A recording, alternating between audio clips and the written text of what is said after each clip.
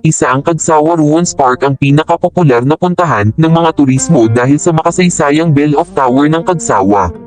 Ang Cagsawa Ruins Park ay matatagpuan sa Daraga, Bicol, Albay. Sa video natin ngayon ay ating alamin ang kasaysayan ng Cagsawa Ruins Park. Kaya, simulan na natin.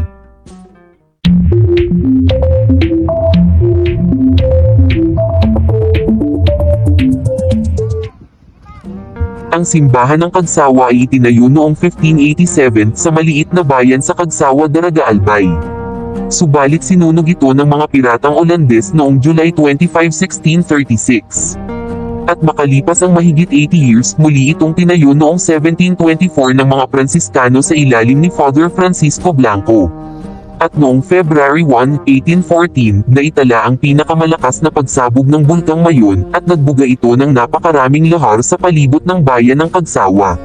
Umabot ng 100 million cubic meter ang nailabas na lahar, dahilan sa pagkakalibing ng Cagsawa Church at ang natira na lamang ay ang harapang bahagi at ang pinaglalagyan ng kampana ng simbahan.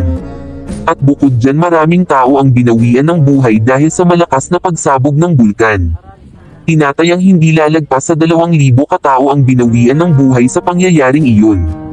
Sa paglipas ng daang taon, ang simbahan ng Cagsawa ay naging tourist spot na ngayon at tinawag itong Cagsawa Ruins Park. Ito ang madalas puntahan ng mga tao sa tuwing pupunta sa Bicol, Albay upang mamasyal. Dahil sa makasaysayang simbahan ng Cagsawa, ang local government ng Daraga ay nagsagawa ng pagdiriwang at tinawag itong Cagsawa Festival.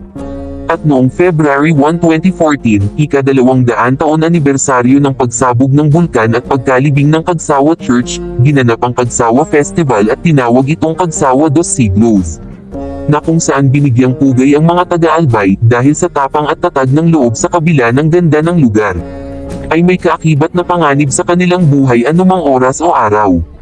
Dahil ang Bulkang Mayon ay nananatiling aktibo at maaari itong sumabog anumang oras sa mga nakatira sa Bicol, Albay. Isa ka rin ba sa nakapunta sa magandang tanawin ng Bulkang Mayon at ng Cagsawa Ruins Park?